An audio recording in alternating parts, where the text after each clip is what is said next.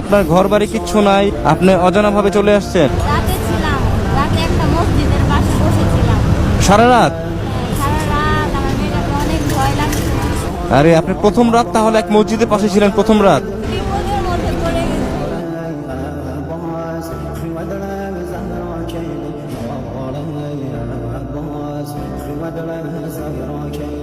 কি এটা মামুনি?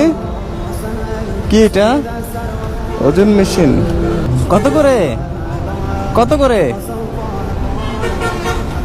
হ্যাঁ, আসসালামু আলাইকুম। ওয়ালাইকুম আসসালাম। আপনাদেরই তো এটা না? কত করে ওজন বাপা? 5 টাকা 10 টাকা? আচ্ছা, আপনার মেয়ে তো এইভাবে রাস্তায় বসে আছেন কেন?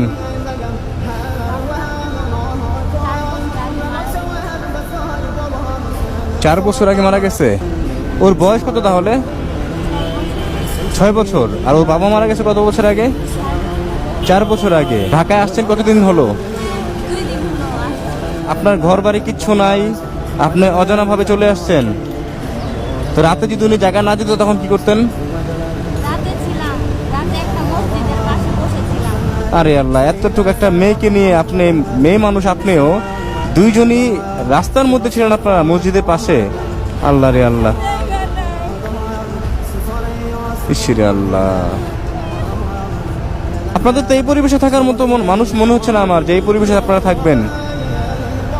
এখন ভাই, আমার তো বাবা নাই, কেউ নাই আমাদের দেখার মতো, কেউ নাই। তো এইভাবে কতদিন থাকবেন আপু?